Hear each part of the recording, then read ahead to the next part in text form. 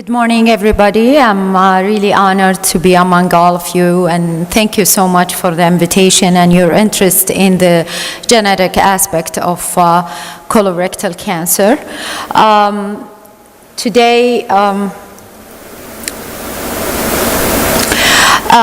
we will be, before we get into the depth of genetics of molecular cancer, we'll cover a few important or highlight important points about the healthcare burden of colorectal cancer, the challenges that we might face in colorectal cancer diagnosis and survival, and we'll go to cover basic information in order to understand colorectal cancer genomics, and that will take us to understand more the new trend in molecular classification of colorectal cancer.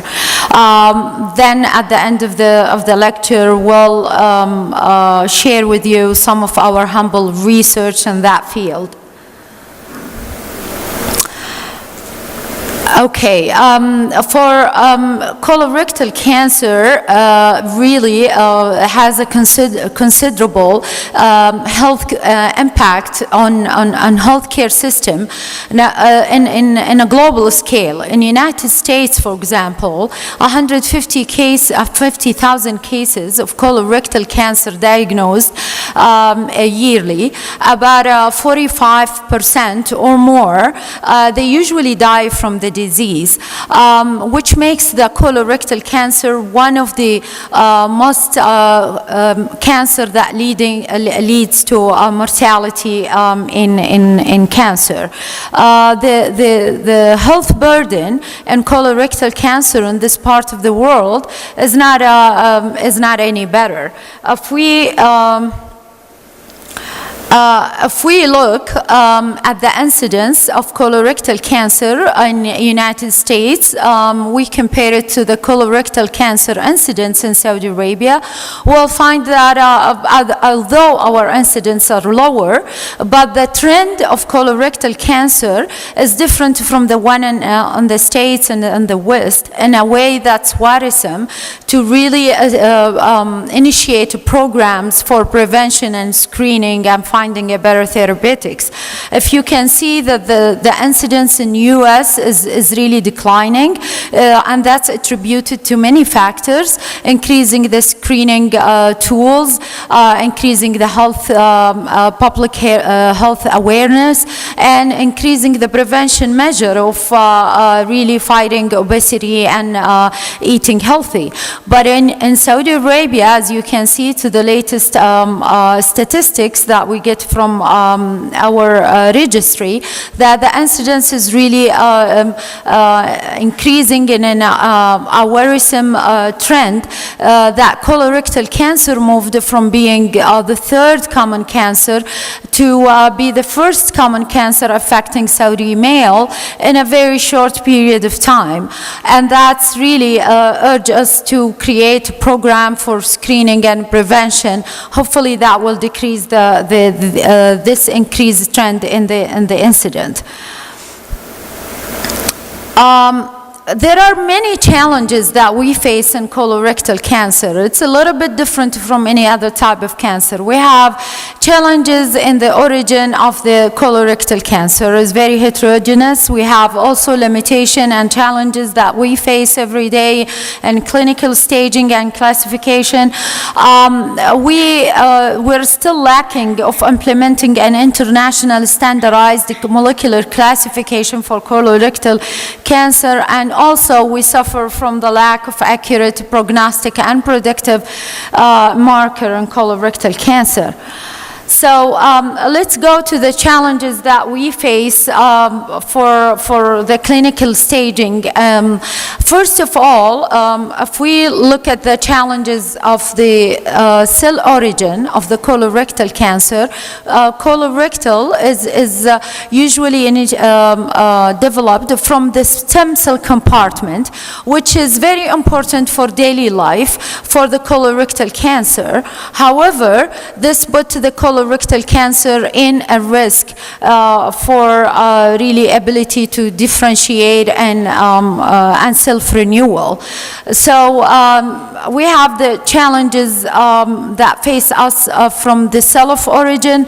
We have also the challenges that we face in the clinical staging. As you can see, to best of our knowledge today, we're using American Joint Association of Cancer and the TNMS NM staging.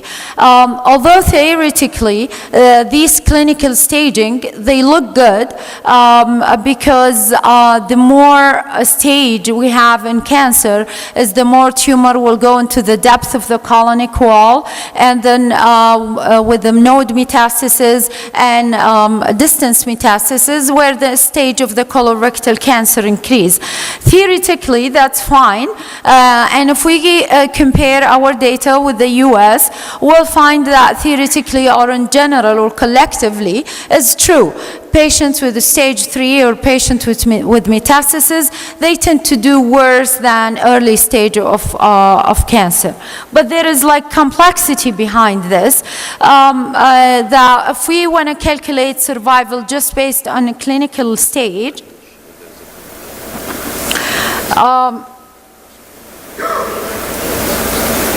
if we want to just base our classification based on clinical stage, we have really a problem. As I said, for example, if we go to stage 2 of colorectal cancer, supposedly stage 2A and stage 2B, they're different in the lymph node involvement. And if you go for stage 3, the treatment is completely different. But what we see in clinical life, that a patient with the stage 2B and 2C, they tend to do worse than stage 3. So that really leaves the clinician with big challenge. They cannot really diagnose stage 3 and stage 2 and 3 in more than 50% accuracy. And also we cannot cure colorectal cancer with metastasis.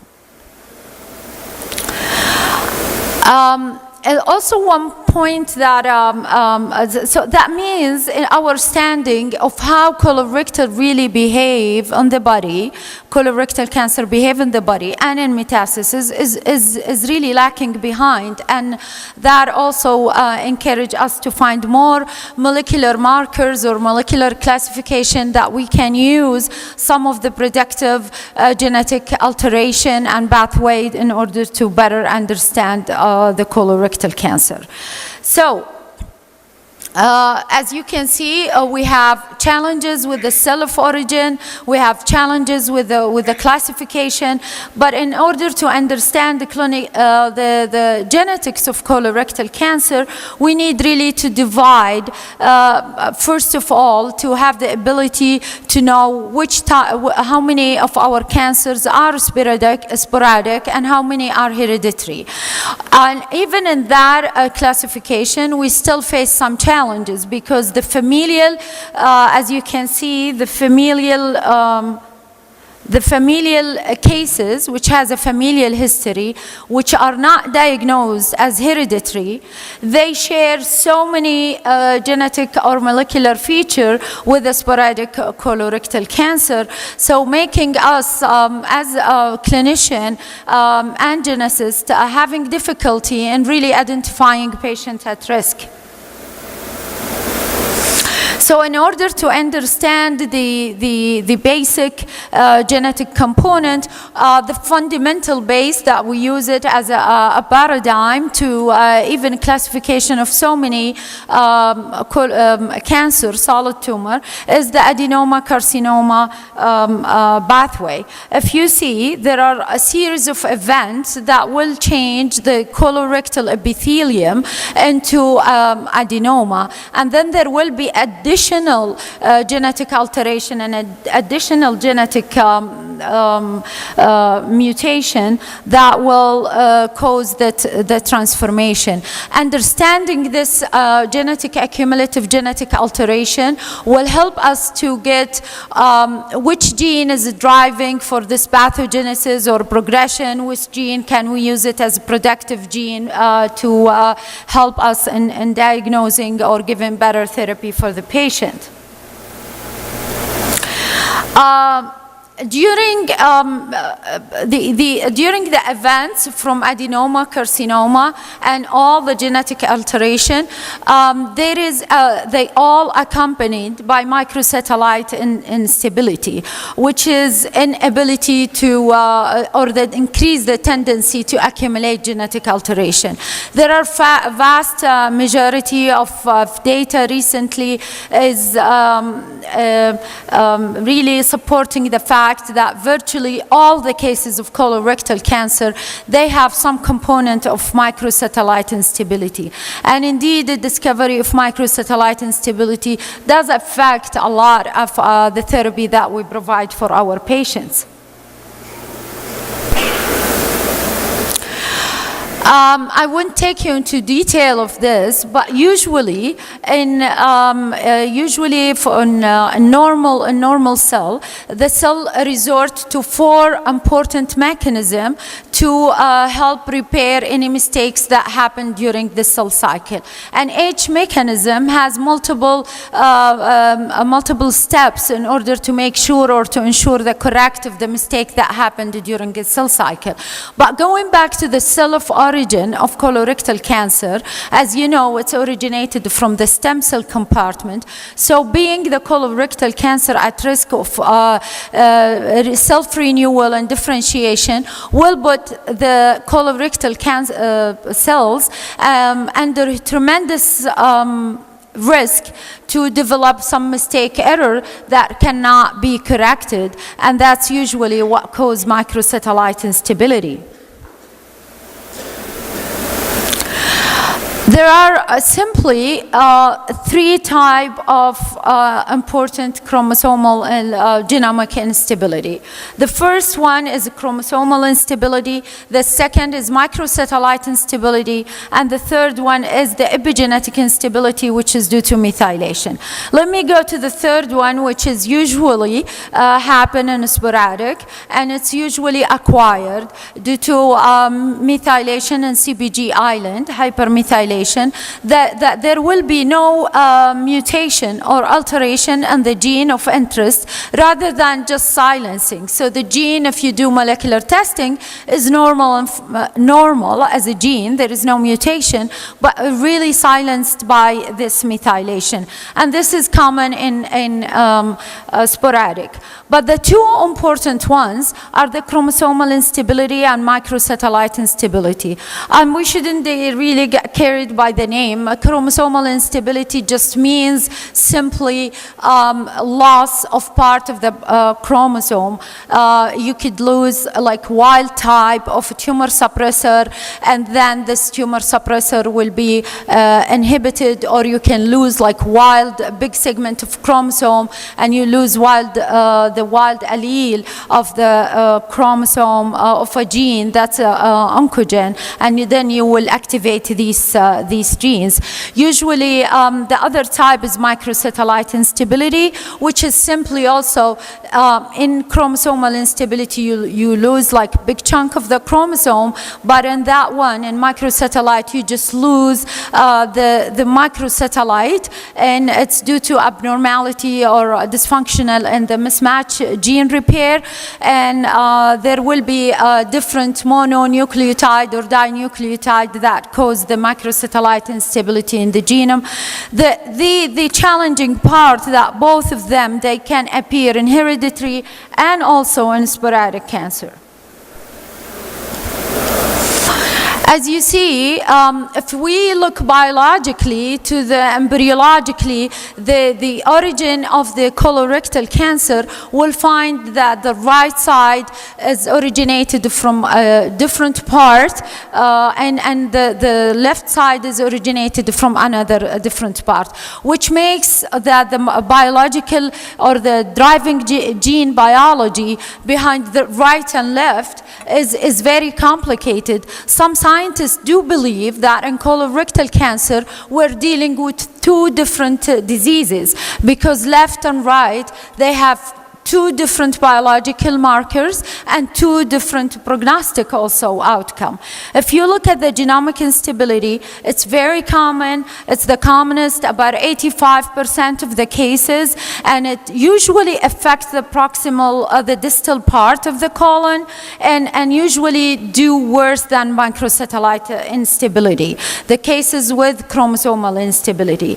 And they have worse prognosis. While the microsatellite instability, where you just lose the mononucleotide or the dinucleotide, usually appear in 15% of the colorectal cancer. And again, what makes it more challenging, both they can appear in hereditary and sporadic cancer.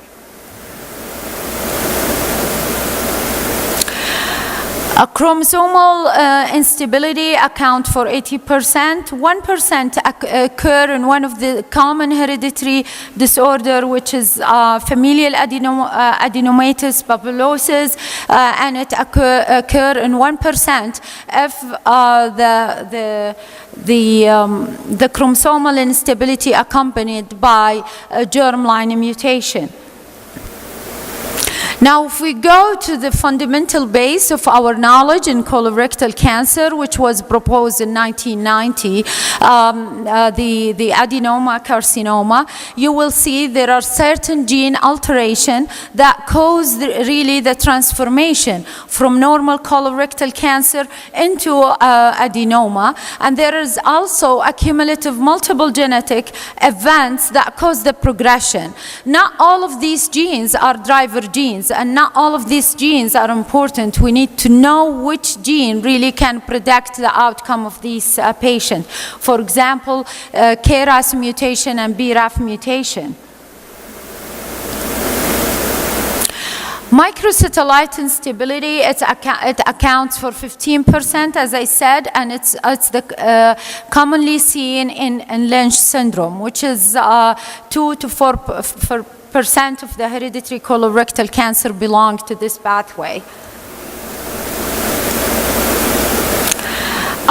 Again, I won't take you into details of the microsatellite instability, but it's very important to understand because really it affects the prognosis and predict therapy, which we will talk about it later on.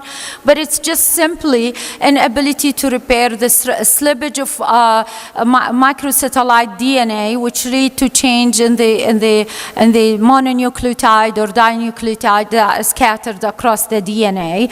And it's very common, as we said, in 15%, and it can be seen in hereditary disorder. This is just what makes microsatellite instability more complicated than chromosomal instability. It's not just the overlapping between sporadic and hereditary, but there is overlapped with epigenetic methylation. Because in microsatellite instability, you should have a defect in one of the mismatch repair gene, MLH1, MLH2, MSH2, BMS2, and then some of these genes can really be inactivated through epigenetic mechanism rather than genetic mutation, and that will give the overlap between the methylator type of colorectal cancer and the microsatellite instability of hereditary of the Lynch syndrome. So in order for us in Saudi Arabia to really understand the classification, or we need to classify colorectal cancer in our region, during our attempt to do this classification, it came to our surprise that there is no large study that's been done in this part of the region about the prevalence of Lynch syndrome. Most of the study that we based our screening on or our testing on are from different ethnic group, and we know there are vast amount of evidence really highlight the ethnic differences effect on genetic alteration. So if the West were able to decrease the incidence of colorectal cancer, that's because they were able to really accurately diagnose all the hereditary disorder and screen the family and save the family at risk from developing cancer later on. Imagine the benefit in this part of the region where the family in the West, the average family is 2 to 4, while in this part of the world, the average family is about 5 to 7. So for each case of colorectal Lynch syndrome, you really can save 4 other patients from developing cancer. So in order to start our classification, we really tried to classify it based on the recent classification, clinical classification, like revised Bethesda criteria. But we found that we're facing like really a big challenge. Big challenge in finding the family history. I think from anthropology point of view, people here in our culture are reluctant a little bit in admitting family history of cancer. So that's the first challenge. The second challenge, that if they admit the cancer, we're having a problem in documenting the family history. So many clinicians are so busy in treating the patient rather than documenting the family history or asking the patient if he has immediate relative with colorectal cancer.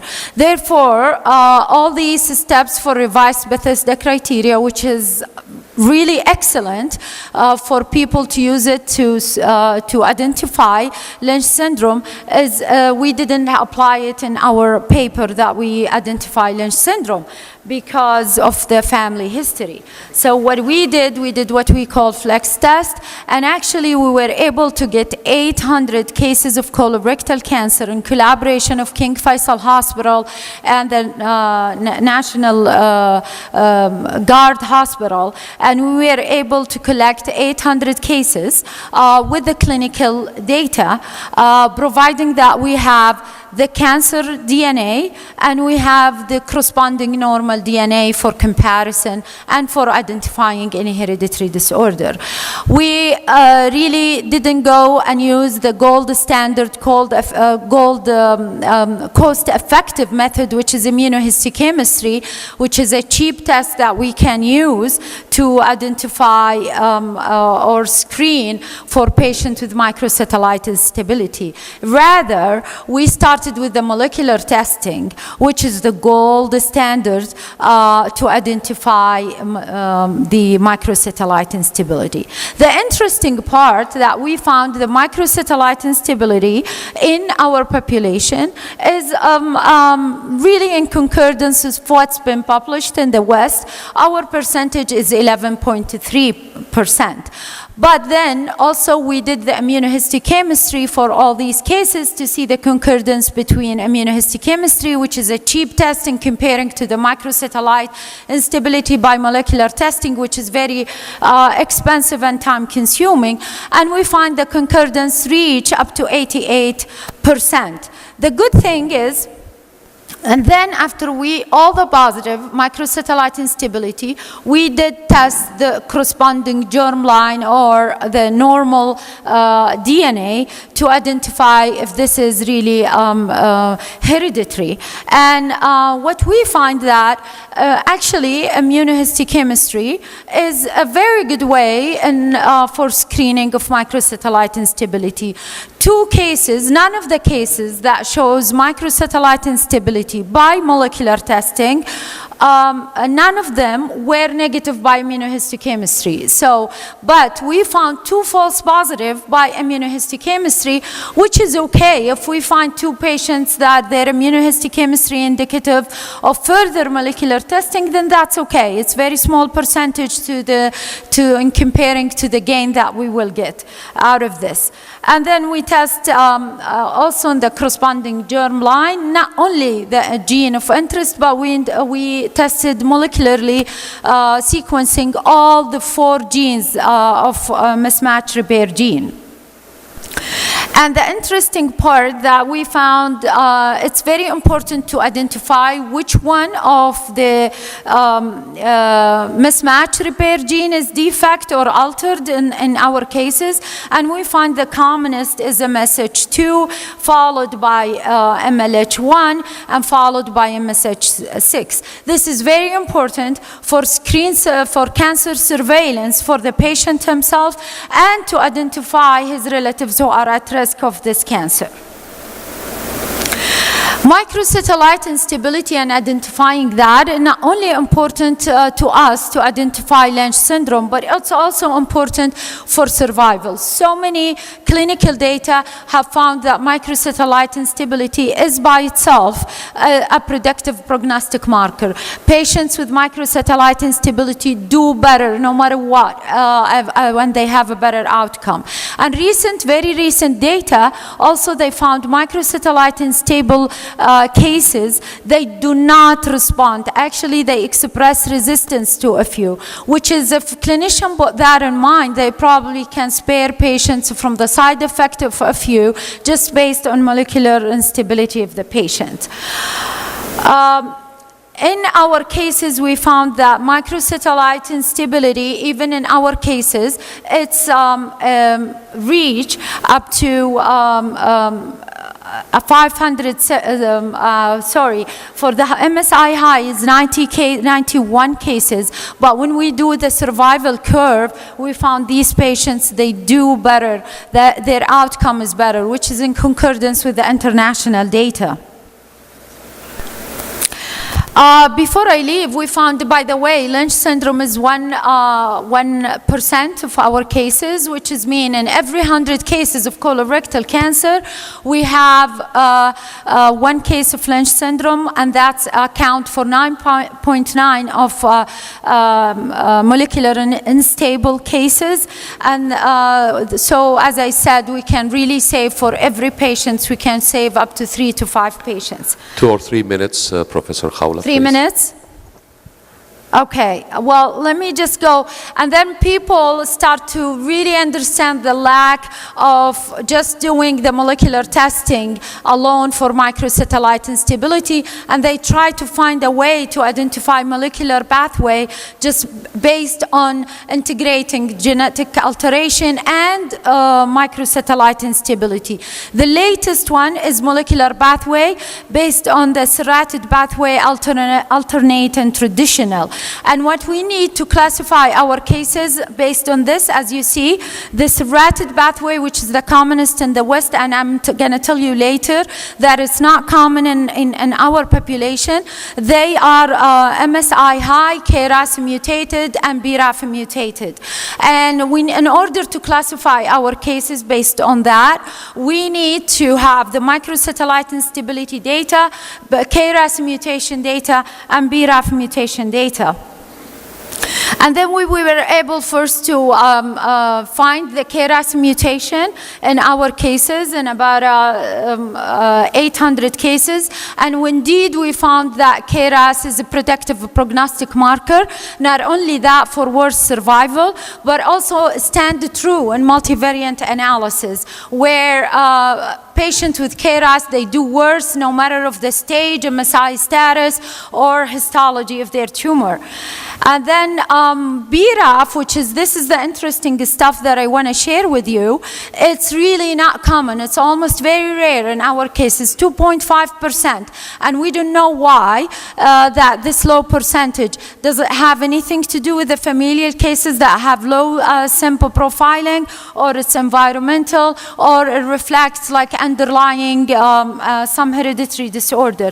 This is our paper where we published these 3 pathways together along with the alteration pathway, and we found that we were able to really classify only 50% of our cases based on these recent molecular classification. And the traditional pathway is the commonest. It's opposite to what's in the West, where serrated pathway is the commonest. And then we have an assigned group. We were not able to fit them in any of these pathways, and they account for 50% of the cases. So our next step is really to identify these 50% of our cases is like why they are not fitting any clinical molecular pathway. So we headed towards the next generation sequencing in order to identify further genetic mutation that might affect or predict the prognosis. We should really take the advantage of the advances in genomic era, and we should take the advantage also of the accessibility to next generation sequencing. The cheap price that we used to take for whole genome sequencing, which used to cost thousands of dollars, now you can do it in one day with a few $100s.